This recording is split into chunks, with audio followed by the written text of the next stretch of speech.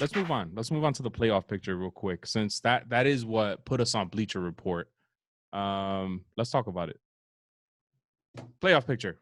Guess which team is currently the 7th seed in the National League?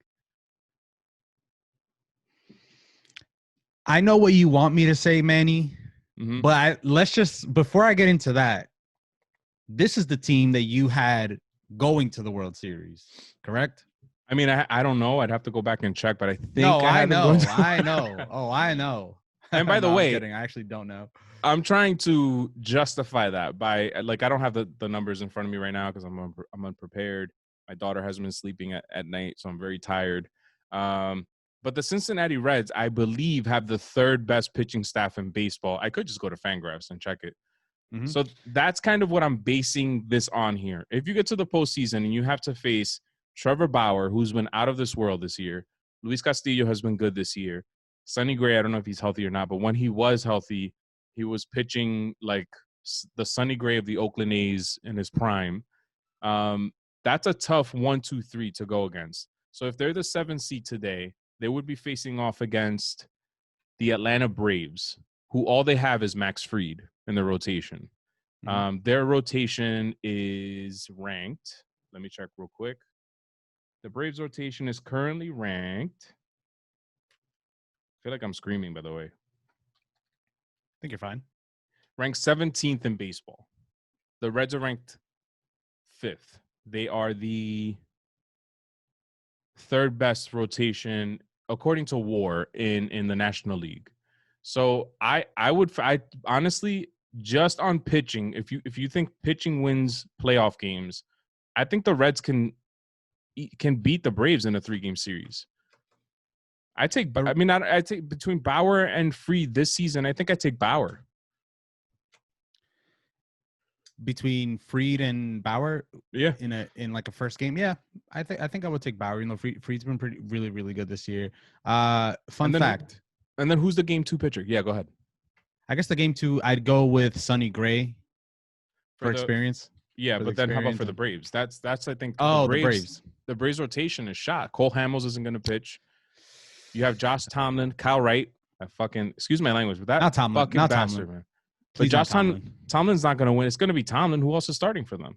I don't like seeing Tomlin on a mound anymore, man. I think that guy needs to find a spot in the bullpen and stay there. You got Sean Newcomb, who's in the minors. They don't have any pitching. Shane Green, but he's more of a reliever now. But you know what the Braves do have? Hitting. Freddie Freeman. Yeah, exactly. Who may be this year's MVP and the leader in net runs. I think I saw that on a Bleacher Report article somewhere. He is. Not a Bleacher Report, son. Not a Bleacher Report. That would be welcome to the show. That stat is so savory of good info that I thought. Fun fact, Manny. Yeah, go ahead. Fun fact. As of yesterday, the Cincinnati Reds are 1 game above 500. Mm-hmm. Since when? Take a guess. Since today? Since opening day when they won their first game. And then went on a 4-game losing streak. They've been crawling out of that hole ever since. So, I don't know, man. Cincinnati Reds look more like pretenders to me. I know what you're saying about the pitching and doing damage, but they need to win these. I think they're still trying to, even if they clinch a playoff spot, they'd like to be more than just a 7 seed. So I feel like they're going to be pitching their guys on short rest. They're going to want them to go deep. And then once they're in the playoffs, there is no rest. There's no rest days in the playoffs. So we're probably only looking at a 1 Trevor Bauer start per series, unless they really want to push this guy, which he probably doesn't want to do because he's looking for a contract next season. So, truth. I like the Reds. At the same time, the other teams have to deal with the same type of issue. And now, so the problem with the Reds is that their offense is atrocious. I think they're on pace to set, them and the Texas Rangers are on pace to set a strikeout record. They're ranked on Fangraphs 21st in baseball in offense. Even though they have guys in that lineup that could do damage. They have Eugenio Suarez. They have Joey Votto. They have Nicholas Castellanos. They have a decent lineup. So say they catch fire. We've seen this before. Say they catch fire. in this last week. They played a really good game against the Brewers yesterday. I was watching the Reds of all teams yesterday. I can see it happening, but then again, I'm just rooting for them to get to the World Series so that the Yankees could spank them and win it in 4 for the 28th world title. That's all I'm saying. I think what's pretty interesting about this, I know it was a joke. You need to tell me that, man. But I think what's really interesting about these postseason matchups is that the Reds haven't faced the Braves at all this season, and vice versa. They've only faced in the NL side of things, they've only faced the Cardinals and the Cubs. If the playoffs started today, one of those teams are eliminated. So to me, it's going to be a total crapshoot. Yeah. Because the Braves don't match up perfectly with the Reds in pitching, but the Reds haven't pitched to that lineup yet. Obviously, it goes both ways, vice versa.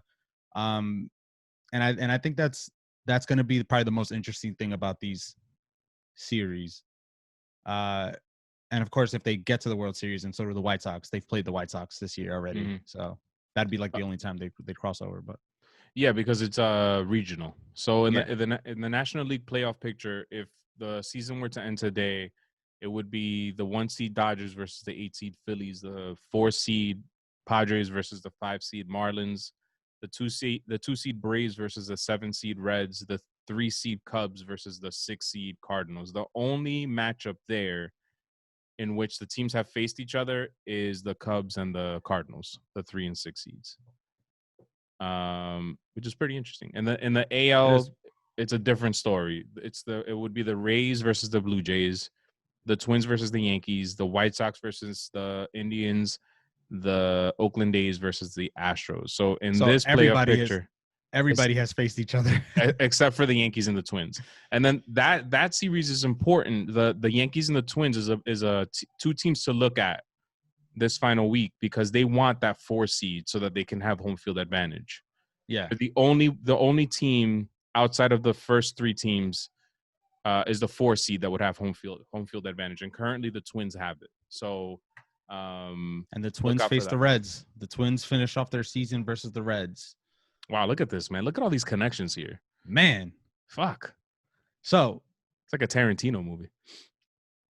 So what are you thinking about the AL side of things now? Like, what do we think about the Rays possibly winning the division for the first time in, I don't know how long it's been, but if you want to throw the Reds in my face, the World Series prediction, I'm going to throw the Rays in your face because to start the season. Oh, I was wrong about that. You didn't have any faith in the Rays at all. But you know what? I was wrong about that. But I know I'm not the only one.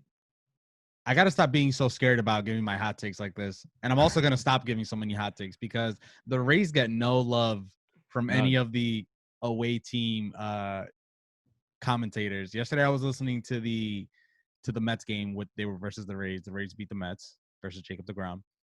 They used 6 pitchers. It was a classic Rays victory. And they were showing the Rays no love. They were like, yeah, you look at this team on paper, they're not that good. I'm like, well, they are pretty good. Like they're good. They're about to win the AL East.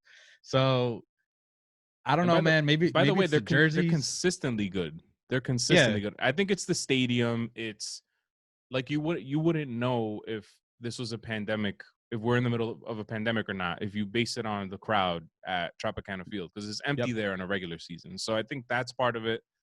But really, if you think about it, if you look for the past 10 or 15 years, maybe they haven't been in the postseason every single year, but they're always in contention and they always have a really low payroll. So we always talk about the A's being like that little engine that's always in the hunt. The Rays are the same type of team. And if nothing else, they're innovative too. Like they're the ones that started the opener, which everybody hates and I love. And the way that they utilize their bullpen is no other team does that. Like everybody talks about the Yankees bullpen. The Rays bullpen is way better. Way better. Yeah. Like this kid, he's old already. Rowe, have you seen Rowe's breaking ball? Who could hit that shit? And it's not like Ottavino, who could never find the strike zone. This guy fucking can hit the strike zone, get guys out. And he's like not even like their best reliever. I don't even know who their best reliever is. Nick Anderson would be their best reliever. Yeah, like he is their go-to high leverage guy, I guess you would say in your terms. Yesterday he had, oh my God, that last inning was so funny. Robinson Cano just kept fouling off everything that Nick Anderson on an 0-2 count, by the way. He wasn't 1-2 until like the sixth pitch in the at-bat, and he just kept fouling everything off. Then eventually he gets Robinson Cano out after like 11 pitches, but then he matches up. He pitches to Pete Alonso next, who he had him at 3-0 to start off the at-bat. 3 fastballs down the middle. Pete Alonso couldn't touch it. I know you can argue that Pete Alonso is having like a down season, but still, like it's Pete Alonso, 3-0, 3 fastballs. He couldn't touch it. So I would say Nick Anderson is their best relief pitcher. And speaking of the A's, they clinched the AL West. Yep.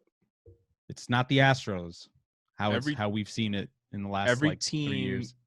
Except for the Astros, Indians, and Blue Jays have clinched the playoff berth, and the Indians could clinch tonight. Their magic number is 1.